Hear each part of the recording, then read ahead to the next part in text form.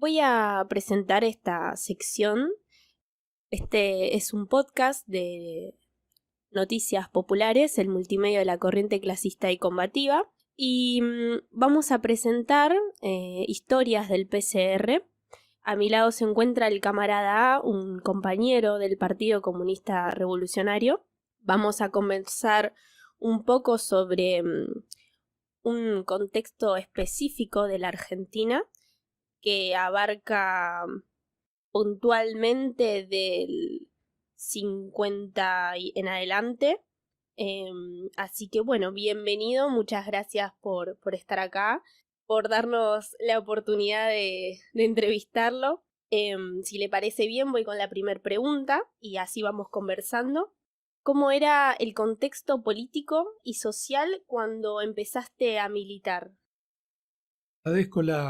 Primero agradezco la invitación, merecedor de esa misma, y poder brindar elementos y de experiencias a los fines del trabajo inmediato y futuro de esta tarea tan importante de propaganda que ustedes están realizando. En relación al contexto en el cual mi actividad y uno de los puntos más importantes acá que se plantea, que es la experiencia de la Revolución Cubana, mi actividad política comienza en forma parcial y mínima en el año 61, en el cual me afilio a la Federación Juvenil Comunista en el mes de agosto. Pero luego ya comienzo el servicio militar, lo cual en los primeros meses del año 62, por lo tanto es una actividad básica, muy elemental, digamos, no significativa. Mis inicios en la Federación Juvenil Comunista. El año 62 es un año de servicio militar, que en todo caso tiene un valor político muy importante porque como en una unidad militar de casi irrelevancia, de no tener ningún prácticamente peso, no porque no fueran tareas que tuvieran que realizar, que tenía que ver con el servicio de agua, atención sanitaria, todas las unidades militares en ese terreno. Por lo tanto, no era una unidad militar para el combate, ni para la represión, si valía también la expresión, por sus características, la escasez de preparación, etc. Pero ahí sí, para entender mejor el periodo, ese año 62 se producen enfrentamientos en el seno de las Fuerzas Armadas y luego en relación al gobierno nacional, que era el gobierno elegido en el año 58 en elecciones con la proscripción del peronismo, pero con una participación igual electoral muy importante, y era el gobierno del doctor Arturo Frondizi, de la Unión Cívica Radical, con el cual había, después se va a ver la importancia de las relaciones del Partido Comunista y de la Federación Juvenil Comunista con miembros de ese gobierno en los años siguientes, digamos, ¿no? Pero fue una unidad con un jefe y otros después, el año de servicio militar, que participaban en cualquier intento o movilización o enfrentamiento, encontronazo entre fracciones de las Fuerzas Armadas, sea en relación a la situación del gobierno nacional. Azules y colorados se llamaban, para designar a una fracción más vinculada al imperialismo norteamericano e inglés, o a los yanquis de un lado y los ingleses con ciertas características del otro, y que atravesaban como división tanto al ejército como la marina y la fuerza aérea. Así que, ahí hubo algunos episodios donde la experiencia era ver eso, digamos, como permanentes encontronazos, que inclusive en un caso, para ver cómo uno iba aprendiendo, viendo, que salías un día para custodiar las elecciones, como digamos ser custodio de una elección provincial, elecciones provinciales en relación a las normas constitucionales de entonces, en marzo del 1962, donde el gobierno nacional sufre una derrota muy importante. Un día custodiamos el comicio y 48 horas más tarde éramos parte de una fuerza que era para tumbar al gobierno nacional. Es decir, aparentemente salíamos en defensa o éramos custodios de la Constitución Nacional y después los mandos practicaban lo contrario. Para tener ideas de lo que uno podía ir aprendiendo, bueno, cómo eran las Fuerzas Armadas Argentinas, qué significa la Constitución Nacional, etcétera, etcétera, etcétera. Digamos, hasta ahí puedo decir que fue un año, para decir que no fue un año perdido desde el punto de vista de no estudiar, no trabajar, y prácticamente en cuanto a la militancia, imposible practicarlo en forma abierta. Eso más bien desde afuera de las unidades militares, en forma muy especial con enlace, etc. Sin entrar más en detalle. Así que yo termino el servicio militar y me incorporo a militar más regularmente como estudiante universitario. Retomo los estudios en la Facultad de Ciencias Económicas. Esto es 1963, ya 4 años de Revolución Cubana y otros procesos de lucha en América Latina y situaciones, digamos, combinar ahí, digamos, cómo era ya un proceso en el seno del partido y de la Federación Juvenil Comunista. Estamos hablando antes del año 68, cuando hablo de la Federación Juvenil Comunista, la juventud de entonces, no tiene nada que ver, digamos, JCR, eso es Federación Juvenil Comunista. Lo reitero para evitar confusión. Y procesos, digamos, regionales del conjunto de Latinoamérica, muy influenciados ya por el curso que había tomado del inicio de la Revolución Cubana y esos 4 años que ya estaban, dicen, en la vida diaria de los pueblos de América Latina. Momentos con mayor peso, en otros con menos. Por ejemplo, en el año 1962 se había producido una crisis enorme, la crisis de los misiles, que casi llega a un enfrentamiento entre Estados Unidos y la Unión Soviética, sobre la base de la presencia de misiles que el gobierno soviético había instalado con el acuerdo con el gobierno cubano en los días de octubre de 1962. Esto en todo caso puede ser como un elemento de referencia a la actual crisis, con todas las diferencias enormes que hay en el tiempo, en el espacio, etc., en Ucrania, agredida por el imperialismo ruso, digamos, ¿no? Copiar una experiencia y trasladarla, pero hay elementos para pensar. La crisis se saldó con un acuerdo de partes donde quedaron los cubanos marginados, porque se terminó negociando el acuerdo entre Nikita Khrushchev, primer ministro de lo que era entonces la Unión Soviética, y John Kennedy, presidente de Estados Unidos. Llegaron a un acuerdo, se evitó el enfrentamiento armado. Rusia retira los misiles, simplemente para recordar brevemente, retira los misiles de Cuba, con el desacuerdo y el disgusto cubano, del gobierno y del pueblo cubano, y a su vez concede retirar misiles propios que ellos decían envejecidos, fuera de uso casi, que tenían estacionados en Turquía, ya en lo que era el dispositivo de la NATO de entonces, que había sido creada en la década del 50. Bueno, eso por ejemplo, porque era una cuestión en ese episodio, un grado de conmoción en el pueblo argentino alrededor de si el gobierno argentino iba a enviar tropas junto con los de Estados Unidos a invadir Cuba si no llegaba a haber un acuerdo con los rusos.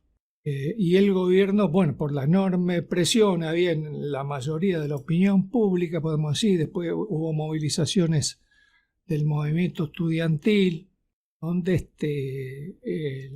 lo predominante era el no envío de tropas argentinas, junto y mandados por la Armada Norteamericana a invadir Cuba para eliminar, decían, el peligro de los misiles, etc. Ese episodio. Después la invasión en el año 61 de 1000 y pico de mercenarios cubanos, exiliados, emigrados en los meses y años previos al triunfo de la revolución, que fueron carne de cañón, adiestrados, preparados y armados por los Estados Unidos, usando como partida para esa invasión a la República de Guatemala, que ya era un estado, un gobierno servidor de los yanquis, que había organizado un golpe de estado en el año 54 contra el gobierno constitucional en Guatemala. Y eso siguió luego así como se usaron también el gobierno de Nicaragua en ese periodo. Como decimos, un término que defina la influencia de la Revolución Cubana es el grado de radicalización, de avance programático y de aspiraciones en materia de reivindicaciones e ir por conquistas que estaban para un proceso después prolongado, o como se lo considera más o menos prolongado, conseguir los mismos objetivos en condiciones diferentes en el resto de los países y eso hizo que miles y miles de jóvenes, las universidades, colegios secundarios, también en parte del movimiento o de la juventud obrera, que se podía medir también. Ahí además el papel que jugaba la figura del Che Guevara, que generaba y era un orgullo para miles de jóvenes y de argentinos que un compatriota de su talla, de su calidad, de su envergadura, por el peso real que tenía en la dirección del proceso revolucionario, y eso que se mantendría hasta la última instancia de su vida, sería, digamos, otra reflexión sobre cómo él siguió siendo un ejemplo, digamos, hasta el último instante de su vida. Es decir, era, digamos, vamos a decir, bueno, después en cada país eso fue dando más o menos frutos según cómo se viene el tema de cómo se integra un proceso revolucionario triunfante en la realidad de cada país.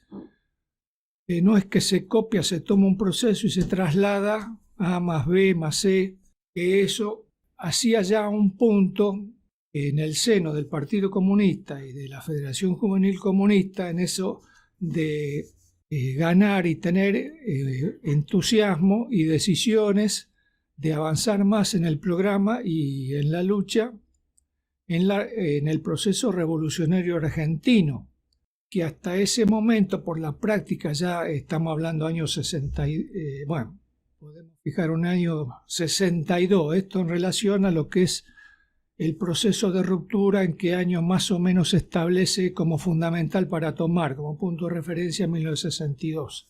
Es decir, la efervescencia que se genera en el 59, triunfo de la Revolución Cubana, como va creando en cada país y en la dirección de cada partido comunista y organización juvenil posiciones que van a estar en debate permanente, en enfrentamientos permanentes, y en determinados momentos llevarán a la ruptura, como sucedió acá en la Argentina, que ese proceso que comienza en el 62 y que tiene como ingrediente permanente la influencia de la Revolución Cubana, se lleva en 1968 a la fundación del Partido Comunista Revolucionario. ¿Le puedo hacer una pregunta? Sí, sí.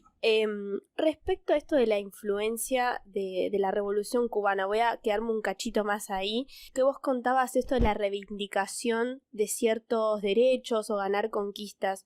Porque quizás los jóvenes, los estudiantes y obreros fueron lo que en ese momento y en todo ese contexto que vos contás, fueron los, no sé si los primeros, pero los que más fueron a luchar. ¿Por qué ellos, digamos? ¿Por qué esos sectores? En el caso de la Argentina había una situación de lucha. No es que podemos hablar de situación de masas adormecidas que habían sufrido la derrota del triunfo del golpe de la Revolución Libertadora, donde es derrocado el general Perón, que recién puede volver a la Argentina. Bueno, tiene un primer retorno, un segundo retorno. Es decir, que hubo una parte de la masa peronista muy golpeada, y estamos hablando antes del triunfo de la Revolución Cubana, que ya venía. El mismo Perón también desde su línea, no es que se pone en una posición anticomunista, porque la Revolución Cubana elige un camino de la construcción del socialismo, 1960, 61. Decíamos, había una tradición combativa, la resistencia a la Revolución Libertadora y el proceso alrededor del gobierno de Frondizi, digamos, ¿no? Que tenía una plataforma programática avanzada, progresista, que deja de cumplir por varias razones. Ese movimiento estudiantil también tenía un proceso propio antes del después del 55, hace un camino de haber tenido posiciones antiperonistas, arrancan desde el 40, venía con esa tradición, y lo de la Revolución Cubana incide ahí está el papel de los comunistas también, pero eso incide mucho en que sectores juveniles del peronismo o del radicalismo o de otras corrientes van mirando y sintiendo una enorme simpatía y pasan después en un proceso que lleva años para sus propias reivindicaciones. En el caso de la universidad, que es programático, tener un acceso permanente, la gratuidad, etc. Y en el movimiento obrero, pasar a recuperar conquistas sindicales que se habían perdido desde lo económico hasta la organización del movimiento obrero argentino, que era uno de los movimientos obreros con una capacidad de organización, sindicalización, quizá de las más avanzadas o la más avanzada de América Latina. Después ya el peronismo creció con una línea en el gobierno y hasta el día de la fecha la obrera peronista sigue siendo con los cambios que ha habido.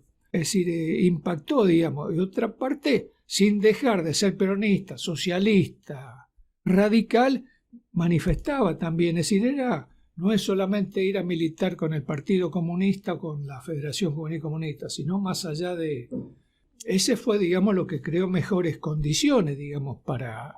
Desde ya que no implicaba copiar mecánicamente, ahí vienen temas que son los que no sé si se entiende, porque después como ha sido la historia, que los propios cubanos en algún momento pueden haber simplificado su propia experiencia, como está dicho por Otto Vargas en un libro, Ha muerto el comunismo, en el capítulo primero, hubo organizaciones en algunos países de América Latina que reducían, digamos, el objetivo revolucionario, juntarse cantidad de jóvenes, darse un jefe, irse al monte y la revolución al alcance de la mano. No fue así nunca ni lo va a ser. Además, porque si en todo caso uno entiende además periodo de un proceso revolucionario, en general nosotros partimos y a lo largo de la vida del partido, después la juventud, la JCR, todos son, y en las actuales circunstancias tenés que enfocar un proceso largo para el tipo de sociedad que pretendemos. Si se trata de una elección simple, que es muy importante, impedir hoy que vuelva el macrismo en elecciones del año que viene, etc. Si se puede dar un ejemplo electoral como forma de lucha, que en el PC pasó a ser en los hechos, sin formularlo, casi la única forma de lucha. El PC, esa dirección, ya prácticamente el mecanismo de la forma de lucha armada estaba descartado. Se mencionaba de una forma, pero siempre quedaba en la práctica, no se realizaba, la práctica política, porque ellos tienen una historia de cuadros militantes en la Guerra Civil Española y en los procesos acá en la Argentina, formas combativas que demostraron que los comunistas, esos que después traicionaron, etc., habían sabido, no sé si se entiende bien esa cuestión, una de las causas, voy ahí tomándolo junto con la influencia, los debates que se crean con la dirección del PC. Pero, digamos, la situación era propicia, digamos, para entusiasmar para aquellos que nunca dejaron de luchar después del golpe de la Revolución Libertadora, o empezaron por primera vez jóvenes, porque la Revolución Libertadora llegó para destruir, quitar lo más avanzado, que es lo que había sido, digamos, los gobiernos peronistas del 46 al 51 y del 51 a 1905. Esas fueron conquistas que a lo largo del siglo XX había llegado tan lejos, con avances que había habido antes con el gobierno de Hipólito Yrigoyen y en la propia década infame que se iban. En estos días se celebra, por ejemplo, la 100 años de YPF, que se crea en el año 1922, empujado por sectores patrióticos de las Fuerzas Armadas, como practicaba el general Mosconi, uno de los militares más destacados de una corriente nacionalista que empujó la explotación del petróleo. Bueno, eso fue antes del peronismo, para dar un ejemplo de lo que se venía. Hubo otras luchas a principios del siglo XX, la Semana Trágica en 1919, una enorme explosión obrera en la capital federal y en otros sectores del interior, las luchas de los obreros rurales en la Patagonia 1920 y 21, reprimidas por el mismo gobierno de Irigoyen. Eso va mostrando cómo esos sectores de burguesía nacional tienen un aspecto, en determinado momento los vuelcan, por lo menos algunos de sus representantes más importantes o no, depende. Ese sería, digamos, cuáles son las causas subjetivas y objetivas. En la Argentina el movimiento estudiantil era numéricamente muy importante, además. Centenares de miles, las universidades argentinas, que ya entonces eran una cantidad muy importante, y los colegios, por todos los avances de ida y vuelta que hubo por la educación pública, y la clase obrera organizada al margen de los golpes que sufrió después del 55, la CGT intervenida, sus sindicatos intervenidos. No sé si eso explica cierta propensión, si la palabra cabe, cierta tendencia a asimilar y querer tener eso para la Argentina, o intentarlo por lo menos, y eso, las tensiones que crean en los partidos políticos que se autoproclaman de izquierda, pero que después va mostrando están dispuestos, que son. Ese es un punto, digamos, ¿no? ¿Cuáles son? Y eso en cada momento, bueno, habrá procesos, porque después, bueno, sería un tema, puede durar otras entrevistas, digamos, cómo inclusive después de la restauración del capitalismo en China, en la Unión Soviética, en la propia Cuba, hay factores que ya han transformado, nos parece a nosotros, en un país dependiente, no de los yanquis, sino, bueno, sigue teniendo un tipo de relación con la Federación Rusa, China, la línea de Maduro que tiene Venezuela. ¿Cuáles son los ejemplos igual que existen? Es un planeta de 7.500 millones de habitantes. Nosotros tenemos 192 países, casi 200 naciones, así que hay procesos de lucha, la del pueblo palestino, que lleva desde 1949, al calor de la fundación del Estado de Israel, que fue justo que se cree. A partir de eso, lo que no se funda y no se crea, por cómo se dio lo del Estado de Israel, desde 1948 no deja de seguir su lucha para lograr un objetivo final de un Estado palestino totalmente en una situación muy precaria en aquello que recuperó, llama Cisjordania ocupada, etc. Los procesos del movimiento de resistencia kurdo en Turquía, donde hay partidos revolucionarios marxistas luchando, Filipinas, bueno, uno podría mencionar, y los procesos actuales de América Latina, y lo que fue en algún momento el triunfo del Frente Sandinista en Nicaragua en 1979. Es decir, es un proceso aún con la restauración, y no ha dejado de haber luchas en China. Eran limitadas, algunas desconocidas por la censura y la intervención del actual régimen gobernante y lo actual de Ucrania frente al imperialismo ruso. No son comunistas los que dirigen el proceso de Ucrania, pero es un sector gubernamental que enfrenta con las armas en la mano al imperialismo ruso, y a partir de eso veremos cómo. Y bueno, así se enfrenta a un agresor extranjero, una lucha patriótica, una guerra de liberación nacional. Esto siempre sobre el tema de que en algún momento encuentra uno causas, y el estado de miseria generalizado que hay en centenares de millones de personas en todo el mundo, que empuja y genera resistencia y lucha contra eso. Eso empuja siempre a buscar, aunque no exista, eso que en algún momento fue 1/3 de la población mundial, y verdaderamente el socialismo en China, en la Unión Soviética, en Cuba, en Vietnam, en Corea del Norte. Camarada, esto que estás nombrando, ¿no? De cómo esa lucha que se va gestando a lo largo de la historia, ¿no? Con las represiones.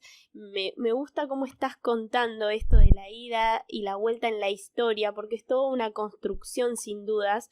Y en tu caso particular como militante, ¿cómo fue esa construcción de querer militar? ¿O una huella particular que te haya marcado para decidir ese camino? No, yo soy uno más en relación a la influencia del proceso revolucionario en Cuba, digamos, ¿no? Antes hubo otra experiencia en el 58, antes del triunfo de la Revolución Cubana, que fue un periodo de una gran lucha estudiantil, universitaria y secundaria, que es por laica o libre, que era alrededor de una de las tradiciones de política que comenzó a implementar Arturo Frondizi cuando estaba en el gobierno, que eso transcurre en el ciclo lectivo del año 58. Él asume y dicta una ley, promueve una ley de facultar la enseñanza privada a nivel universitario, digamos. Eso generó un grado, porque habría un camino, digamos. Eso después se implementó, pero la movilización abarcó en todo el país a centenares de miles. Uno al final pudo haber dicho, no sé, a lo largo habrá sido 1.500.000, 570.000, pero eran miles y miles. Tuvo un periodo, donde ahí yo conocí a algunos compañeros en la colegio que estudiaba que eran de la Federación Juvenil Comunista y compañeros después por fuera de la actividad estudiantil a nivel de lo que era la vida barrial en un equipo de fútbol. Y uno de ellos era uno de los compañeros que jugaba al fútbol, como tantos muchachos, digamos, barrial, era miembro de la juventud. Y ahí, bueno, fui conociendo a través de él y lo que conocía de estos compañeros que militaban en este colegio secundario, que era un círculo. Y 1958 estaba en cuarto año, 1959 el último año, es el triunfo ahí ya, poco antes de graduarme. Es decir, esa fue la relación, digamos, de conocer un joven comunista y tener una relación, y en un festival que se hace en la Facultad de Ciencias Económicas, después ahí me afilio, turno nocturno, y me propone la afiliación y acepto. Eso es agosto del 61, que hace la primera parte que la salida me incorporó a la universidad. Combina más que mi militancia, digamos, en relación a... Tomaba una tarea en el área de prensa, de propaganda, que era prensa, 1963, 64 y 65, combinado con un estudio irregular. Eso tendría que ver con una escasa vocación, pero me mantenía. En cuanto a la actividad de prensa, esa la realizaba, y otras tareas vinculadas al área de organización las cumplía, digamos, con convicción. Un tema de escasa, digamos, el estudio muy regular, que tenía un costado que en relación a la vinculación con la masa, que la conocía, estaba pegado a eso, pero te limita un poco. Eso fue hasta el año 1965, donde ya ahí, digamos, sería la parte, me proponen, digamos, es lo que está escrito en el viaje a Cuba. ¿Querés contar un poco sobre ese viaje a Cuba? En todo caso, ahí, sin mencionar, digamos, ¿qué queda? Sí, eso tiene importancia. El problema, que no te abra preguntas que te hagan después, cómo fue en ese año en detalle, que no. Pero sí, 1966 tiene, digamos, todavía un proceso que tiene que ver con un proceso revolucionario de creación o construcción del socialismo, unas lastres, si se puede decir así, o errores o problemas, y un, digamos, objetivo está proclamado, digamos, ya de carácter socialista, con consolidar, desarrollar más, pero de ver cómo, digamos, estaba puesto el centro por cumplir con el objetivo en la zafra azucarera, que tenía como centro eso, buscando zafar del monocultivo, que ese es un tema que nunca se logró. Ahí sería una de las causas, y la de escasa industrialización sería el tema de la combinación ahí con factores que hacen ya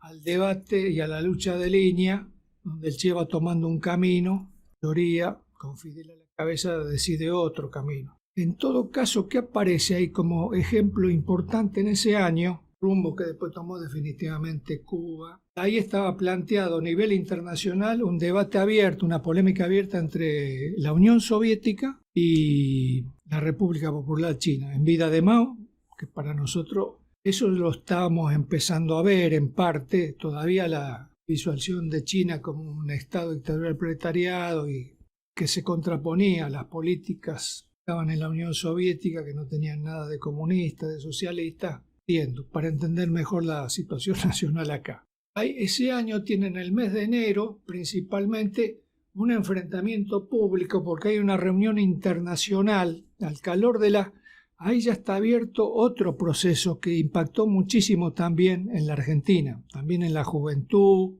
todo el movimiento obrero, que es la guerra contra la intervención de las Fuerzas Armadas Norteamericanas en Vietnam, que luego en algún momento se trasladó también a la lucha armada en Camboya por el Partido Comunista de Camboya y a Laos, que son los tres países principales de la Indochina.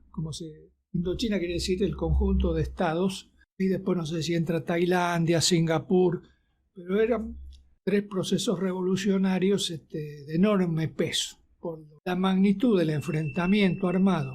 Vietnam del Norte, que era un estado ya consolidado, y la otra mitad, que era Vietnam del Sur, ocupado por las tropas norteamericanas desde 1959-60, con asesores, etc.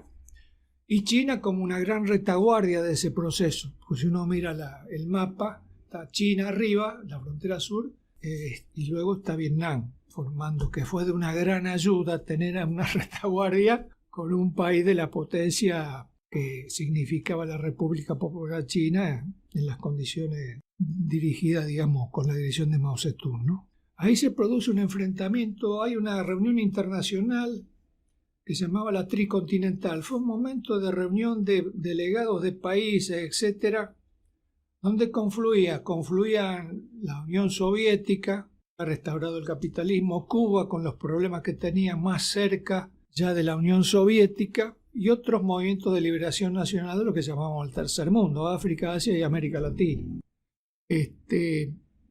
Pero ahí aparece un problema entre estados, el gobierno chino y el gobierno cubano, a nivel de las relaciones comerciales, que era la compra-venta de parte de China de azúcar, pero principalmente tenía que ver con la compra-venta de arroz. Había por parte de los cubanos una acusación al gobierno chino de chantajear, intentar presionando con la venta o la no venta en ese comercio tan importante, una acusación directa al gobierno chino dirigido por Mao Zedong. Ahí estamos viendo ya una situación donde aparece el campo socialista, lo que era socialista y lo que no era socialista. Aparecía el conflicto de Vietnam como gran, digamos, factor de unidad o de división. También frente a eso, así como era una piedra de toque, la posición frente a la Revolución Cubana durante muchos años, o durante varios años, también la actitud frente a Vietnam. Y ahí, digamos, también eso era un motor, la Juventud Comunista, antes de la fundación del partido, de la ruptura, en la solidaridad con Cuba, con la situación del Che Guevara después cuando va a Bolivia, y la solidaridad con el pueblo vietnamita. Pero y la acusación, hay un discurso de Fidel Castro el 13 de marzo de 1966.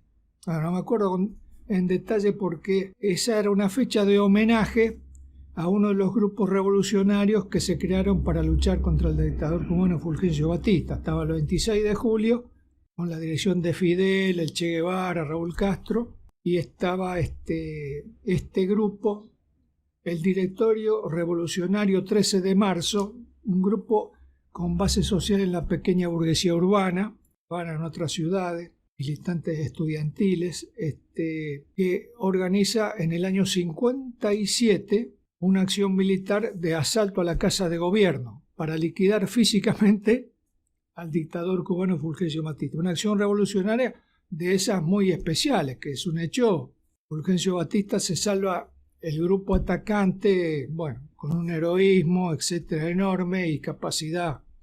Llegan a unos pocos metros dentro, entran a la Casa de Gobierno y llegan a estar a 2 o 3 oficinas de distancia del dictador. Bueno, la defensa del gobierno logra, pero eso marcó un hito porque ese grupo, bueno, tiene pérdidas muy grandes, se retira del ataque y sigue actuando. Después forma una alianza con el grupo de Fidel Castro, el Che Guevara, y culmina en el triunfo de la revolución. El PC, por otro lado, aporta, pero en otra medida, PC cubano. Y ahí hay una acusación enorme a China y a Mao Zedong en particular, porque en 1966 se lanza la Revolución Cultural Proletaria en China, que es de una magnitud en lo teórico, político y en lo práctico de enorme importancia, que para nosotros sigue siendo, eso está también desarrollado en el texto de Otto de Muerto el Comunismo. Es muy importante, digamos, porque yo me acuerdo, la comparación que hace Fidel usa, digamos, algunas frases de un libro de Federico Engels del siglo XIX, uno de los fundadores, bueno, el Manifiesto Comunista, etc. Sobre temas de la astronomía, la física, la aparición de estrellas, la desaparición, una figura, dice que Mao Zedong es una estrella que se va apagando. Dice, este hombre es una estrella, como dijo Engels, que se va apagando, va desapareciendo. Eso es hoy. En realidad, Mao Zedong y la dirección mayoritaria del partido estaba dando un salto en lo teórico político, en la historia del comunismo, como que fue lo máximo en la cual culmina su trayectoria el Mao Zedong. Si comete un error, visto desde hoy, enorme, que tiene su importancia, que luego en América Latina se abre un proceso, o ya estaba abierto en parte, donde el movimiento revolucionario de distintas organizaciones se divide, queda dividido en la práctica. Otra hubiera sido la historia, hubiera habido una unidad teórica, política, práctica, la revolución cubana, la revolución china, Rusia. Entiende, digamos, el punto de ese año que para mí, no porque me di cuenta entonces, eso era...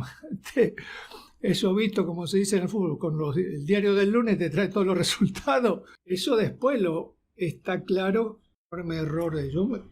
Y me quedó grabado eso. ¿Por qué? Me acuerdo, digamos, porque estaba ahí de testigo con otros jóvenes, un discurso muy largo, los discursos de Fidel eran muy largos, digamos. Ese es un tema, va de ese año, no solamente vamos a decir, bueno, cómo fue el movimiento comunista en América Latina, lo de Cuba, ya entrelazado con la polémica que estaba entre China y la Unión Soviética, digamos, ¿no? Esto fue un tema que marca un momento y en el año 68 Cuba termina un alineamiento apoyando la invasión a Checoslovaquia por el ejército soviético, que nosotros... Desde fundado el partido se funda el 6 de enero del 68, el 21 de agosto del 68 la Unión Soviética, ex socialista, no era socialista ya, invade Checoslovaquia, que vivía un proceso de reformas muy interesante, es decir, producto de un proceso en el seno del partido checoslovaco que era, entre otras cosas, sacarse de encima la presencia política intervencionista, presencia de rusa en los países de Europa Oriental, era hasta de tipo militar. No tenía tropas en todos los países de Europa del Este Oriental, Alemania Oriental, Polonia, Hungría, Checoslovaquia, Bulgaria, Rumania. Ya había invadido Hungría en el 56, había una experiencia. Pero eso es un tema, digamos, de ese año. Después, otra experiencia a su vez de cómo era el proceso, haber participado en el corte de caña como trabajo voluntario y de otras características. O veía un pueblo movilizado a la cosecha de caña de azúcar, digamos. En concreto, la educación pública, gratuita, socialista, en salud, los enormes avances que tenían, digamos. Eso era... y una adhesión a los procesos revolucionarios, disposición ahí a donde fueran, como fueron con el Che Guevara, primero al Congo, en el 65, y luego a Bolivia, todo un grupo. Enorme fervor, a partir, digamos, en qué medida eso fue, digamos, bien resuelto, es otra historia, cómo terminó lo del Che, Ese fue, digamos, en muchas facetas uno veía en vivo y en directo, y un acto de solidaridad con nosotros, que era un acuerdo entre la Juventud Comunista Nacional, camaradas, estuvimos ahí un año y pico, todo el año 66 completo, por lo tanto estuvimos fuera de la práctica política en la Argentina, para ver cosas sobre el año 66 acá, que las tengo que ver siempre leyendo, no con una práctica en la universidad o en una fábrica, ahí me reincorporo a la militancia en el febrero-marzo del 67 recién. Fuimos en octubre-noviembre del 65, llegamos a Cuba, fines del 65. Vean, de uso interno, porque después por ahí te vienen preguntas de afuera, no sé, manéjenlo. Bien, camarada, le quiero hacer una pregunta. Capaz pienso en cuando volvés a Argentina, ¿no? Y esa constante persecución que había hacia el comunismo. Ahí está Onganía todavía, como si la dictadura estaba instalada cuando yo estaba allá y seguía Onganía como dictador. Y dentro de esa dictadura de Onganía, ¿cómo era la militancia cuando vos volvés, ¿no? ¿Cómo se organizaban? Claro, ahí ya las condiciones eran, en el marco de una represión, en algún momento que era represión dictatorial, pero no del volumen que impuso la dictadura genocida en el 76. Todo ese sistema de casi 400 campos de concentración en todo el país, sistematización de la desaparición, en algunos casos o en forma mayoritaria, o miles y miles que pasaron años en las cárceles, otros que estuvieron... Bueno, esa fue era una dictadura, digamos, que intervenía en toda la actividad sindical, educativa, sino en todos los planos, prohibida toda la actividad política, pero que después se buscaron formas aún en los partidos burgueses, como la Unión Cívica Radical Intransigente, que era el partido de Frondizi. Frondizi no había muerto, se separó de la... era una actividad que no permitía la apertura de locales, la actividad de los centros de estudiantes estaba prohibida. Se realiza una jornada memorable por lo represiva del movimiento estudiantil que se llamó la Noche de los Bastones Largos, que fue la intervención de la Universidad de Buenos Aires al poco tiempo de la instalación de la dictadura, el 28 de junio de 1966. Es derrocado el doctor Ilia, y la Noche de los Bastones Largos, que significa la intervención de la Policía Federal en las facultades principalmente de Ciencias Exactas. Yo ya no vuelvo a la universidad, para dar un área muy importante por el peso que siguió teniendo el movimiento estudiantil. Ya nosotros, desde el punto de vista de los centros, teníamos menos fuerza. Ese es un comentario al margen, pero 67 seguíamos, hasta el 68, 69 teníamos un peso muy importante. A veces se me mezclan acá los periodos. Teníamos una actividad clandestina, es decir, podía haber asambleas, reuniones en relación a los centros de estudiantes más organizados, en algunos casos con ayuda de sectores eclesiásticos, Iglesia Católica o evangelista. Yo me acuerdo en Capital, por lo menos, en el interior algún convento. Eso ha habido siempre un sector, habrá que ver, principalmente eso también tiene que ver de la Revolución Cubana por acá, porque de la etapa anterior, década del 40, del 30, en relación a la iglesia y haber usado instalaciones, de eso no tengo referencia. No sé si ha habido, aunque hubo movimientos estudiantiles muy profundos, pero no se llegó a eso. Pero acá yo me acuerdo de haber estado en una o dos ocasiones, tres. En el caso de una era una universidad evangelista y otra que ha habido por el lado del catolicismo en el interior, caso de Córdoba, o iglesias. Bueno, eso tenía las formas de lucha, tratar de mantener y un grado de vinculación, porque los estudiantes lucharon contra la intervención, etcétera, pero después volvieron a estudiar. Vos volvés a estudiar, salvo que te lo impida una percusión tan grande que te están buscando para... Pero la gran masa, y a partir de eso ves como si vos mantuviste los lazos, seguís siendo estudiante, porque ahí se debatió mucho la renuncia de un sector de los profesores en repudio a la dictadura, pero que eso después, por otro lado, separó a esa masa de profesores de su relación con los estudiantes, ese tipo de cuestiones. Pero cuadros nuestros militantes, se mantenían en las universidades, los colegios secundarios, salvo que les resultara imposible desde el punto de vista legal, sufrir. Siguieron permaneciendo hasta conseguir mejores condiciones de militancia, hacer retroceder. Y en el movimiento obrero tenían la misma situación, no había... Que luego se fue rompiendo, ahí viene lo del cordobazo y una etapa previa donde los sindicatos recuperan capacidad, intentan la represión en relación a las asambleas que se van produciendo en el caso de Córdoba. Y desde el mismo año 67, 66, hay luchas que son derrotadas, pero se mantiene, portuarios, ferroviarios, luchas, en el movimiento obrero. Ahí hablamos 67, la caída de Onganía se produce en el 70. No deja de haber procesos de lucha y la expresión más avanzada de eso son los cordobazos.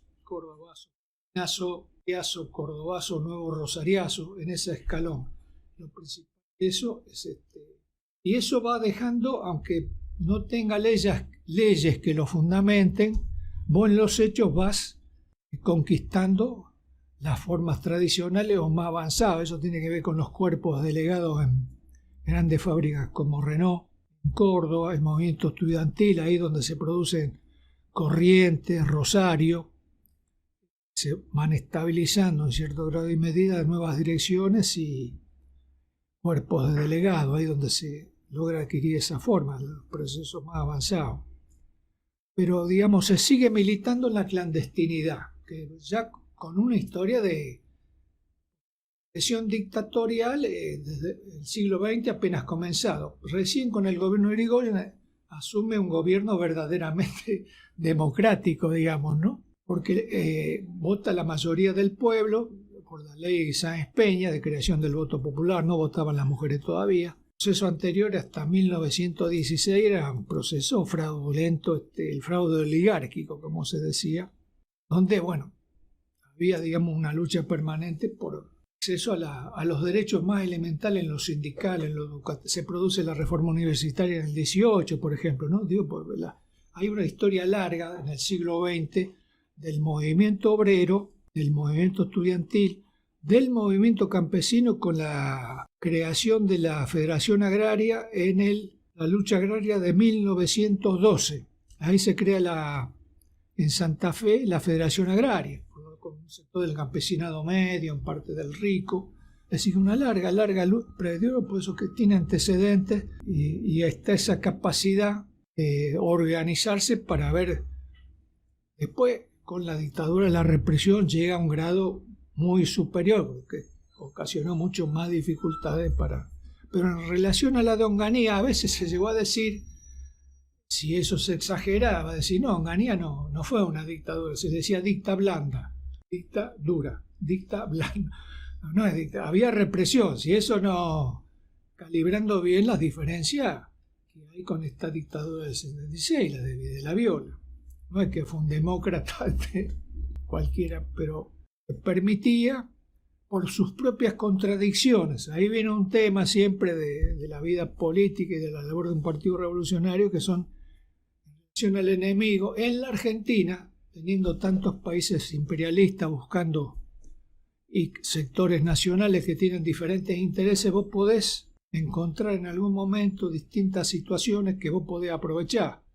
No para ir a la cola, si se entiende, apoyando después siempre, que ese es otro de los temas en debate desde el 62 en adelante, que lo de Codovila aparentaba ser, cuando hablaba el tema de la violencia en un momento determinado, años 62-63, que habla de una forma y utiliza ciertos términos que parece que se va radicalizando, y en realidad es un juego de palabras lo que hace, que esconde de fondo que el PC termina siendo un instrumento de fuerzas que el imperialismo ruso, en este caso, había ido acumulando dentro del aparato estatal, tal o cual general, con tal o cual coronel, marino, a nivel de Fuerza Armada. Lo mismo en el sector empresario. Vos tenés un banquero rojo, que es Carlos Heller, era un militante estudiantil, en 1900, lo traté 2 minutos nomás, en 1903, quizá. Sido antes del 61 con este amigo que ya era comunista y nos cruzamos en un baile de carnaval. El PC tenía un movimiento de cooperativas. La cooperativa como tal puede ser un instrumento revolucionario, como instrumento de la sociedad, capa media, sectores pequeñas y medianas empresas. Pero esas pequeñas cooperativas llegaron a ser, que es lo que dirige Heller como banquero, el quinto banco privado de la República Argentina, ¿se entiende? El Che Guevara, conociendo esa realidad, no habiendo militado él nunca en el partido, no era, siendo esto de la Argentina, él lo planteó en alguna conversación con mismo a Otto, no sé si en La Habana. Otto lo llega a tratar al Che en La Habana en 1900, después del triunfo revolucionario, en 1959 o en otra ocasión después. En una situación así, ¿quién dirige a quién? ¿El Partido Comunista dirige al banco o el banco dirige al Partido Comunista? ¿Se entiende?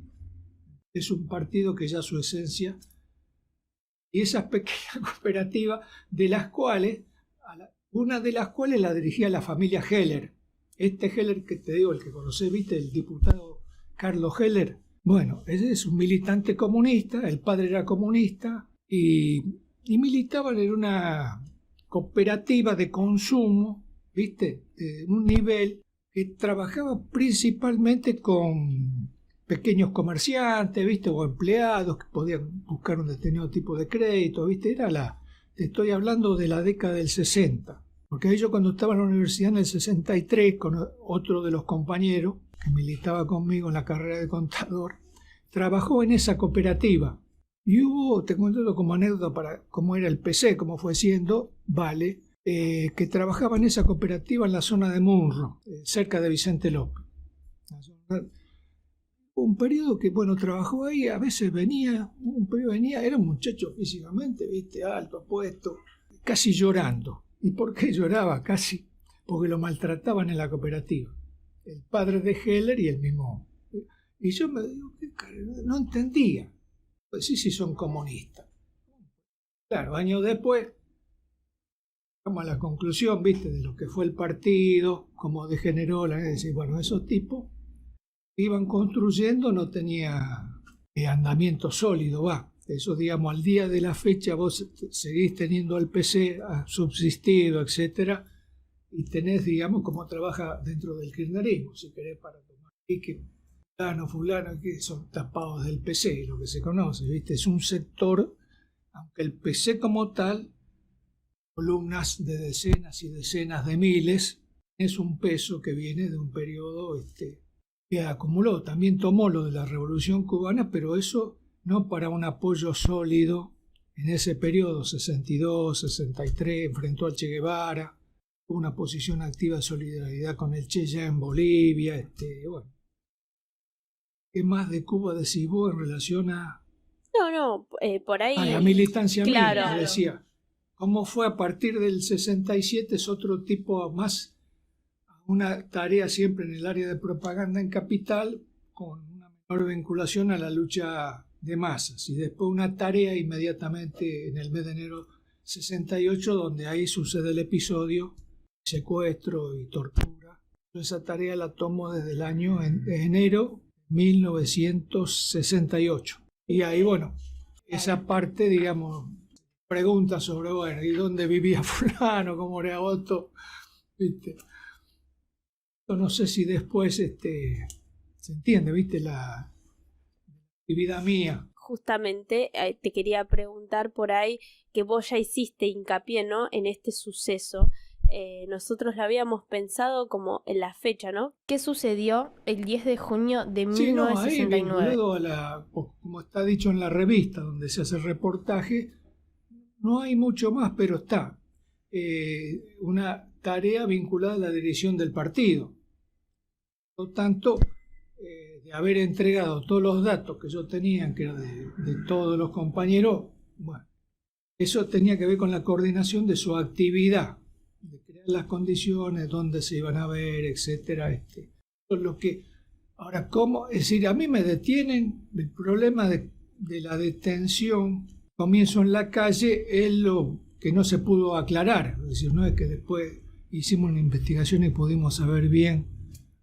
Recuerdo un colectivo que tomé ahí donde se hizo el acto, era por Malvinas, la acera y Pueyrredón. Tomo un colectivo ahí sube, yo creo atrás. Yo venía de saludar a un compañero que era conocido. Bueno, yo me bajo en la Boca y ahí es donde se baja del colectivo una persona que estaba de civil, por lo que veo después en la comisaría, la 24, que es en la Boca. Y me detienen ahí al lado del Hospital Argerich, un edificio donde vivían compañeros nuestros. Y la persona que se baja conmigo inmediatamente se pone en contacto con un policía que había ido uniforme. Y antes de que yo siga caminando hasta donde iba, cuando me doy vuelta, bueno, estaban ahí. Y yo intenté escapar tratando de cruzar la avenida Almirante Brown, pero estaba muy cansado, aparte era un periodo muy, muy complicado, y me llevan a la comisaría 24. Ahí estoy todo un día detenido, ahí no me torturan en la comisaría 24. Pegan, Yo ya tenía antecedentes desde ya de una detención durante mi militancia en la FEDE, que es del año 67, noviembre del 67. Ahí quedan ya los... No, y por otro lado podrían tener los antecedentes míos cuando yo viajo para Cuba, porque ahí pasamos, nosotros además salimos con los boletos, decían abiertamente Buenos Aires, Praga, La Habana. Eso ya fue un error. En ese entonces, 1965, ya quedabas evidenciado por el solo hecho, ser joven, si tenían otro antes. Es decir, quedaríamos que esos datos ya lo tenían hay un transbordo para verlo en relación a los yanquis en el aeropuerto de Gander en Canadá. Y ahí la inteligencia norteamericana, la CIA, en este caso, tenía una presencia directa, un convenio y relaciones directas con el Estado canadiense. Canadá forma parte de la NATO, es un país de un desarrollo de un país, pero que tiene sus características, pero tiene un grado de relación al día de la fecha, quizá menos que antes, pero un grado de relación con la CIA y otros servicios tan estrecha que vos decís, bueno, pero eso rompe cuestiones de soberanía. Bueno, pero era así. Y había un control especial ahí que vos veías que te controlaba el pasaporte, un tipo que te miraba. Ya pasar por Gander entras al fichero de la CIA. Vamos a decir. Eso desde ahí, cómo ellos usarían eso después en su relación con el Estado argentino, con una dictadura como la de Onganía. Sería un tema para la detención del 69. Sí, tenían, es decir, ese viaje a mí y al otro compañero nos dejó escrachados al pasar por... Había quienes viajando de Buenos Aires a Praga, porque Praga también era la capital de Checoslovaquia, un estado sumiso a la política de la Unión Soviética, ya, pero no indicaba de por sí, o podían viajar inclusive, llegar a Madrid, otro país europeo no vinculado a Europa Oriental, y desde ahí un vuelo después que te permita llegar directamente a La Habana, que no había muchas vías, y vos preservabas tus características que era necesario tener, fuera quien fuera el que viajara, un compañero, una compañera, un hombre, una mujer, una delegación. Y que ahí quedamos, el otro compañero siguió militando en el PC, en la FEDE de ellos. Vivos todavía, siempre mantuvimos más. La última no, o intenté verlo yo para ver si venía en la ruptura con nosotros, pero ese sería, digamos, los elementos que tendría en su mano para proceder después como proceden de ir a una tortura como la que me aplicaron. Vos, cuando te llevan a la comisaría de La Boca, ¿cuánto dijiste que estabas ahí? ¿Un día? Un día. Estuve la noche hasta que la detención es a las 7, 8, 19, 20 horas, ya era de noche. Casi invierno, entonces ya de noche 20 horas, 19, 30, 20 horas. Ahí estoy hasta el día siguiente durante la mañana y al atardecer me dejan en libertad. Firmo la salida y ahí me están esperando. Ahí casi ya no intento correr, nada. Y haberlo intentado.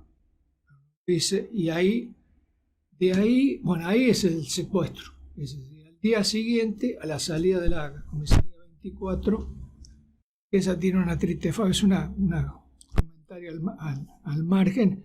Esa fue una comisaría que asaltó Luis Delía con un grupo, es el dirigente más vinculado al Alberto Fernández, que militó varios años de su organización con Alderete en el movimiento desocupado, no sé si lo tenés presente, Luis Delía. Bueno,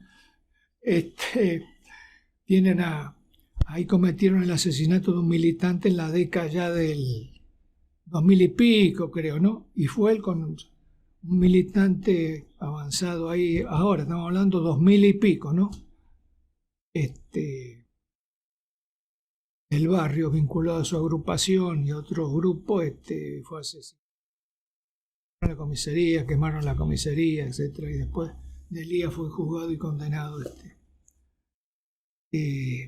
Así que eso fue ¿cómo es? Salvo a la noche, el secuestro, y Eso es la 24, que es la boca. Lo que alcanzo a ver hasta que me vendan los ojos, cruzamos el puente, lo que podría, no existía el puente Pueyrredón todavía, es decir, el puente Almirante Brown, y entramos, yo creo, a una villa, que es Villa Tranquila, creo, se llamaba entonces así, no sé si mantiene el nombre. Es como si recogen los elementos de tortura, ahí no me queda claro por qué vamos, pues recogen lo que fueron a buscar ahí, y de ahí emprendemos un viaje, cruzamos toda la capital y vamos para la zona norte del Gran Buenos Aires, es decir, vamos por lo que podría ser Vicente López, San Isidro. La Panamericana no existía todavía, y es lo que era la Ruta Nacional 9, que es la futura Panamericana. Y ahí podremos, fue un viaje de más de media hora saliendo de la capital. Y después terminan la tortura, etcétera, y me abandonan en Varadero. Estábamos antes de Varadero, para ubicar la distancia. Varadero, donde a mí me dejan al lado de la banquina, con los ojos vendados, etcétera, era la localidad de Varadero. Y que por lo tanto el lugar de tortura pudo haber sido otra comisaría del Gran Buenos Aires, o una vivienda, o un galpón, taller mecánico, eso, imposible, siempre estuve vendado. Parte, digamos, fue como se dice, intensa, tan intensa estaba, bueno, a mí me dejan ahí, pero ni me podía mover, estaba como destruido físicamente. ¿Por qué me dejaron sin pegarme un tiro en la cabeza, o por qué dejaron de interrogarme? Ahí viene lo de Onganía, cómo era, porque después hubo gestiones, hubo denuncia. Apareció en el diario La Razón, y había una revista entonces que, no, eso viene después, ya cuando estaba internado en el lugar que me salvaron la vida. Camarada, ¿cuántos días estuviste secuestrado? Fueron 2 noches. 2 noches, porque una sola noche, miren, en la mesa de tortura te pueden destruir en 15 minutos, en media hora, 0 a los días según la magnitud.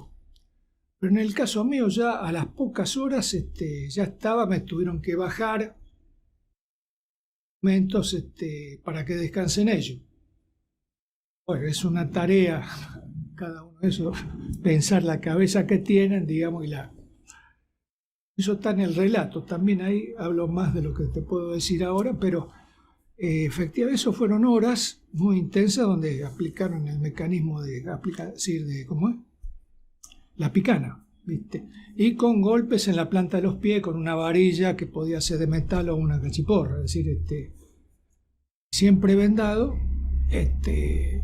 sobre la base de tener, haciendo preguntas que son, haciendo pavadas como ¿por qué no cantás si cantó hasta el Che Guevara? Así de estupideces como esa, de que iba a pensar yo o creyó que el Che Guevara había cantado. O de fondo hay, y uno de ellos suelta, bueno, pero ¿por qué no canta? No canta, ¿viste? Eso, o podés tomarlo en cuenta y decir, bueno, están hablando después cómo seguir en todo caso. Pero no es que empezaron para un plan de 15 días, 20 días detenidos, está claro, fueron a un mecanismo de intensidad tan grande que ya después o seguían, lo que pienso ahora, y me moría a los 15 minutos. O sea, a mí me torturaban unos días más, no unos días más, 1 hora más, 15 minutos más, 2 horas más, qué sé yo. Más debía haber un médico que te controla. Ellos, viste, la historia de la tortura de los... tienen siempre médicos que a veces, eso yo no lo noté porque no es que me aplicaban ¿cómo es? Lo que es un médico te aplica, viste, para ver Camarada, ¿podrías explicarnos un poco qué es esto de cantar? Entregar todos los datos que uno manejaba para poder hacer esa actividad al servicio del Comité Central. Esa es la gravedad de la... puede ser de menor gravedad y tampoco tenés que cantar. Entregar los secretos, los datos, sea un dato, sean 100 datos, sean 10 datos, bueno, ahí viene. Y para eso tienen una técnica de tortura, entiendo por cómo fue el caso mío que procedieron, determinar ahí, porque yo, tiempo, si hubieran seguido, ya tenían un cadáver en sus manos y hacer otra cosa, hacerme desaparecer o enterrarme en algún lugar. Esa sería la... Ahí viene si ya tenían un médico al lado que verificaba que muchachos, esto si ustedes siguen, esto es una hipótesis, si ustedes siguen ya se les va. Inclusive, si hubiera estado un día, ellos me dejan al lado de la banquina, que era un camino angosto asfaltado, una franja que conectaba lo que era lo que después Panamericana, creo que era la 9, y la localidad de Varadero, que es una localidad ahí de la zona norte, después de Zárate, después de Campana, Zárate viene Varadero, San Pedro, ¿viste? Norte, y ahí un automovilista, y bueno, me ve ahí que estoy en la banquina, porque después había un zanjón, si me dejan tirado en el zanjón, ahí sí, podía haberme muerto, al no tener auxilio inmediato, en el zanjón, ¿viste? Creo que era un zanjón, si no te ve nadie, por ahí puede ser. No sería Pero al quedar a la banquina, ya con la luz del día, yo pude haber estado 2, 3 horas, 4 horas, de hacer absolutamente nada. Tenía una parálisis total, eso era la que... Sí, me sacaron la venda, me la sacaron, me dejaron el reloj otra vez, qué sé yo. Me volvieron a dejar dentro de la ropa, porque ahí me vistieron, bueno, donde me vistieron es donde estaba, no sé si me han puesto el pantalón, algo más, una camisa, y ahí pusieron los documentos, que no, el reloj era otro. Yo me dejaron 2, 3 horas, 4 horas, 5 horas, hasta que amaneció. Ahí pasa un automovilista y se acerca para hablar conmigo, para el auto y bueno, y va a buscar auxilio y avisa a la policía. Y ahí viene la policía y creo que me llevan ellos directamente al hospital de Varadero, donde me empiezan a atender. Y de ahí la policía da el parte. Era una policía a su vez, nada que ver, porque yo quedo una noche ahí, con custodia. Pero el custodia, un policía que vos lo veías, parecía que usaba con bombacha campera, parecía un policía de esos personajes ¿viste? Del campo bonaerense de 1920, 30. Nada especial, digamos, suponiendo que podían volver los secuestradores, y más atención que la básica, porque estaba en un estado tal que no era para la especialidad de ellos, era un hospital ese tipo, digamos, ¿no? Para la cosa básica, donde ahí por lo menos me pusieron una cama, mantas, etcétera, no podía beber, porque bueno, el problema de la picana eléctrica genera reacciones, por lo cual nunca te dan agua, porque si no te quedás, como dice, te morís inmediatamente. Mientras te aplican la picana eléctrica, tenés reacciones, vas a tener una sed tremenda, eso se genera. Y ahí yo ya tenía parálisis renal aguda, tenía, bueno, los indicadores. Y de ahí me vine a buscar un abogado que trabajaba para el partido.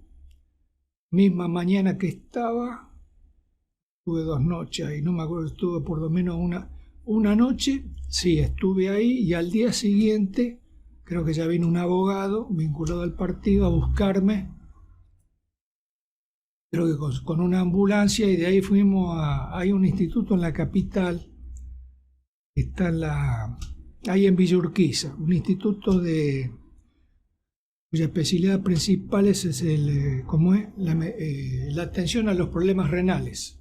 Está al lado del Policlínico Tornú, no sé si lo ubica, el Tornú. Bueno, es un instituto. Entonces, ese instituto era el mejor instituto del país, público, dependiente de la Facultad de Medicina, es decir, el nivel en el cual trabajaba el hermano de un camarada del partido. Por lo tanto, nosotros, los compañeros que era este hermano del médico que trabajaba ahí, era el cuñado de un compañero que falleció hace 2 años, Antonio Sofía. Por lo tanto, y consiguió, porque era muy demandado, para ser atendido ahí, digamos, y bueno, consiguieron una cama disponible y ahí empecé el tratamiento, digamos, ¿no? Desde el punto de vista del nivel, el partido consiguió, bueno, y después vino la solidaridad, viste, una cantidad de 2 turnos para quedarse conmigo, etcétera. Bueno, me tenían que dar la comida en la boca, no podía orinar. Podía orinar porque la parálisis renal aguda, y mientras no se resolviera eso, si no se resolvía la parálisis renal aguda, trasplante de riñón o falleces. Ese es el estado, digamos, que hasta que un día empecé a orinar. Bueno, después de eso, un tiempo hasta que me dieron el alta, me internaron el 12, por la fecha todavía hay 11, 12 de junio, el 10, 9, 10, y me dieron el alta en el mes de fin de julio creo, principios de agosto. Ahí todavía no había recuperado el uso de los brazos. Sobre eso había algún médico que pensaba que había posibilidad de recuperación y otro que no. Psiquiátrico es esa área. Tenía brazos, eran todavía hoy la musculatura casi, así que ese fue el proceso de recuperación, digamos. Claro, y en ese mes que estuviste ahí, el acompañamiento que vos nombrabas del partido, claro, compañeros ¿no? del partido, compañeras que se quedaban a la noche para colaborar, y en parte del día también, a veces era un trabajo, había una compañera responsable de eso que fue una enorme ayuda, y las zonas del partido, compañeros jóvenes, bueno, permanente. Así que en ese sentido se acercó alguna persona que llegó ahí como un matrimonio, me acuerdo que era de Munro, de la zona norte, que había leído, ahí que fue, no sé si, ahí viene el diario La Razón, que no sé si publica algo, y la revista, salía una revista un poco sensacionalista, entonces la revista Así, ya hoy no sale más, que bueno, envió un fotógrafo a la clínica, sacó una foto que tenía un estado, bueno, una barba, pero estaba vivo y coleando, ese es el punto, ¿viste? Cuando vos estás,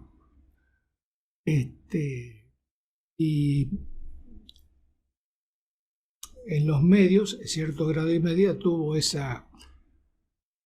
Y después a nivel, por eso la decisión, si volvemos a eso, y hay interés en eso de no ir más allá, bueno, eso despierta de por qué no terminaron de rematarme, o volvieron a intentar una nueva ronda y quedarme ahí en la mesa de tortura, eso, el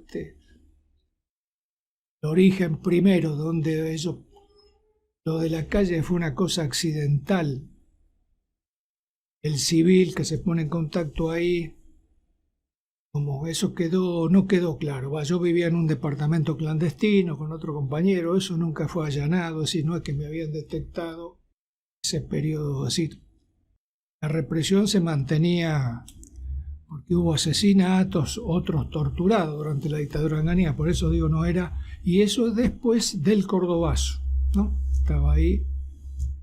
Pero el punto era, bueno, buscaban tener los datos que yo manejaba de la actividad del Comité Central, desde Otto Vargas para este punto, para han querido tener una vez que uno da un dato ya después te empieza pretendas engañarlo, ¿sí? Porque si no verifican que lo que vos les das es cierto, te vuelven a torturar, no es que vos podés engañarlos, ahí vienen temas ya que. Marada, le hago una pregunta. En la revista de Teoría y Política del Partido Comunista, ¿no? En donde hablas en el 77. Este reportaje en el 77. Claro, que contabas un poco sobre toda esta experiencia y vos hablabas sobre el deber que sentías para con el partido, que quizás fue lo que te hizo aguantar en esa situación. ¿Querés contarnos un poco a qué te referías con ese deber? Sí, bueno, era que el daño hubiera sido enorme. Se trata de principalmente la lista, porque no era un comité central de 50 miembros o de 40, era más reducido, de menos de 20. El primero de la lista era Otto Vargas y así era el comité central. Tenía otro nombre, Comité Nacional de Recuperación Revolucionaria. Es decir, salvaguardar los camaradas y los bienes del partido. Si uno hubiera, yo no, en ese sentido no es que conocía tal imprenta, tal cosa, u otros datos, pero sí en cuanto a los cuadros, que después hacían ciertas tareas sobre finanzas, etcétera, o sobre actividad. Ese era el punto, digamos, tenía como responsabilidad preservar eso, y no haber, bueno, ahí está, digamos, el punto, que ellos eso no lo consiguieron, que yo creo que era la cuestión. Podía haber sido trabajo, pero ellos tenían elementos, creo, ya para suponer, y por eso lo hicieron con tanta. Y a partir de ahí conocer cómo había sido el viaje a Cuba, qué hice en Cuba. Lo de Cuba pueden haber sospechado, tener otros datos, por otras historias, digamos. Y todas otras cuestiones que les interesara a ellos, digamos, ¿no? Si se entiende, en ese sentido, sabiendo, bueno, que en eso te va, ¿cómo así está la relación entre el dolor y la pérdida de vida, de la vida? Es decir, ahí siempre estás, y si perdés la vida se termina el dolor. Así que el mecanismo es, bueno, lo mejor es que me maten, terminan de torturarme, en eso no. Y el dolor bueno, el dolor es el dolor, no vamos a tratar ahora de ponerse a explicar y cómo es desde el punto de vista, decir, cómo resistir. No hay un problema técnico, no hay un manual. Si vos tratás de recostarte por un lado, la electricidad va. La tortura tiene 1001 formas, cada una más atroz. Y de ese punto si te matan se termina la tortura, punto. Y vos, bueno, está bien, ¿no? Morí, etcétera, pero preservaste. Bueno, en ese sentido tenés esa responsabilidad y esa obligación. Ahora no es cómo vas a sentir un dolor. Bueno, sí, efectivamente es así. Ahí, hasta donde bueno, ahí vos podés ir pensando que podés preservar tu vida. Y cantás o entregar los secretos. Ahora, pasás, tu condición de ser humano cambia a pasar de ser un revolucionario a ser un traidor. Después habrá, cada caso hay que verlo en concreto, qué es lo que uno entrega, lo que no entrega, qué entregaste, qué dijiste. Bueno, son historias de los partidos del siglo XIX con María Engel, tienen en ese caso distintos. En ese caso sos un traidor en toda la línea porque te dieron esa responsabilidad que además hay que hacerse bien. Hay que hacerla bien, tiene otro tipo de problema, ¿no? El principal sería en las condiciones de una dictadura. Bueno, ese era con Onganía y con la dictadura de Videla, con otros compañeros en esta tarea ya, porque ahí se terminó mi participación en esa tarea, ahí pasé a ser, ya no tenía, por más que me recuperé después, tenía que ser reemplazado por otros compañeros y compañeras, digamos, esa es otra. Que tienen su espalda también al día de la fecha, en cada gobierno, en cada momento, tenés tipo de responsabilidad y obligación, digamos, ¿no? De hacer bien tu actividad, que quiere decir no clavar a los compañeros, hacer perder el tiempo, digamos, muchas cosas, muy complicado. Si no, ante una situación como esta, hoy vos decís, bueno, el tema de la tortura existe en la Argentina, es un tema, es universal, y no hay ninguna nación, habrá alguna, pero como excepción. Miles de años que existe y tiene características en cada momento histórico. Y eso, cada momento, en cada tarea de esto, como es la cuestión a este punto, digamos. Lo que vos me decís, como es el deber, la obligación, creo que tiene que ver con eso, digamos, cada uno. Cómo es frente al resto de los camaradas que yo conocía, otros miembros del partido, mi propia compañera, que no era todavía compañera, militaba conmigo, en la misma área. Caso nace, porque hay historias aparte donde de otros partidos comunistas, en América Central, por ejemplo, 60, por esos años, fue en 1965, había un proceso de lucha armada en Guatemala, dirigido por el Partido Comunista. ¿Era una organización? Sí, creo que sí. Y bueno, por algún mecanismo lograron ubicar que se iba a reunir, que iba a haber una reunión del Comité Central del Partido Comunista de Guatemala, creo que era. Bueno, llegaron al lugar, eso lo tenía. ¿Cómo fue que lograron conseguir eso? Era un artículo que salió entonces en una revista mensual que se dictaba en el PC y en otros partidos comunistas. Y bueno, sorprendieron, digamos, la reunión por sorpresa, los capturaron a todos, los torturaron a todos, los asesinaron a todos y los tiraron al Océano Pacífico. Eso, digamos, quedó, digamos, como una imagen. Eso del año 66, ya, digamos, la lucha armada en América Latina, no es que era un paseo, había triunfado la Revolución Cubana, no era que vos juntabas 15 jóvenes, te ibas. Eso fue la Revista Internacional, se llamaba, que era un organismo del punto de vista del periodismo escrito, se editaba en la capital de Checoslovaquia, no existía la Internacional Comunista, pero había una cosa coordinada de los partidos comunistas prosoviéticos que, entre otras tareas, editaba esta revista. Y daban a conocer las experiencias mejores y los terribles golpes que eran. O de esos años uno tenía ya para pensar. Y bueno, cosas que te van educando, formando, viste, de lo de la tortura en la FEDE y en el PC. Había en general, por la historia que uno conocía de la década mundial, la guerra de liberación, partidos comunistas de su fundación en el siglo XX, el PC, uno iba conociendo y te ayudaban a formarte ese tipo de actitud que uno tiene que tratar. Y bueno, eso no olvida lo que cuesta, que te voy a decir, ¿no? Es lo que te pasa por la cabeza. Bueno, nos estamos acercando al final. Me queda por ahí una última pregunta. ¿Qué mensaje por ahí le darías vos a los jóvenes o a quienes nos estén escuchando, ¿no? Pero por ahí hacemos un poco hincapié a esta generación nueva de militantes que no vivimos algo similar. ¿Qué mensaje les darías?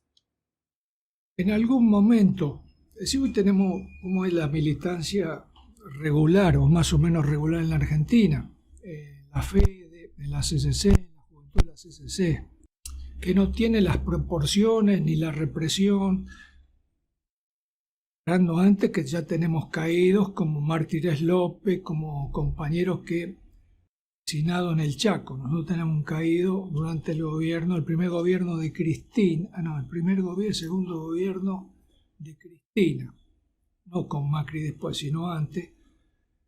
Eso fue armado por quienes lo mataron como un accidente en moto. Ya estoy hablando de un asesinato, no de tortura, pero el maestro asesinaron en Neuquén en el año 1996, después del primer Putralcazo, ese periodo. Los caídos, digamos, desde el alfonsinismo para acá. Y hubo casos de tortura como tal, o golpes o maltrato de un nivel que te pueden dejar muy mal herido, con pérdida, de capacidades, todo eso. Eso ha existido desde, como decimos, de la reconquista a la democracia burguesa. La tortura como tal en el mundo entero, primero, así es el punto en particular, porque la represión está, claro, eso como de golpeados que hay en movilizaciones a lo largo de los años, no solamente de la CCC o movilizaciones del partido, de la J.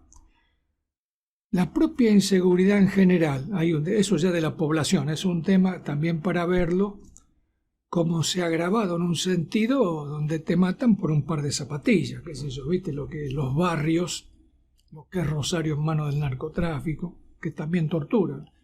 Los narcos torturan. Ese es un tema en la Argentina, para pensarlo, no porque pasa a ser los narcos el enemigo principal de la revolución, pero ese es un tema, creo, de la revolución argentina, donde los narcos pasan a ser parte, recuerdo cómo se unen con el Estado, NATO, etcétera, y de la tortura. Es decir, ese es un tema que uno más tarde o más temprano está presente. No sería que no esté. Yo creo que si uno mantiene los objetivos estos que están planteados en el programa del partido y en el programa de la juventud, esta es una situación que a futuro no es que está pasando hoy en día en un grado tal que nosotros pasamos a tener un funcionamiento y una discusión y una mención del tema que estaría, no sé, a ver, va a ser correcto, y exagerado, digamos.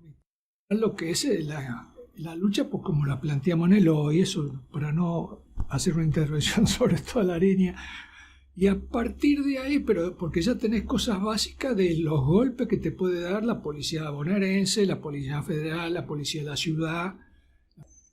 Ha habido hace poco en el Chaco una represión a 2 compañeras, no sé si salió un artículo, viste, y una movilización.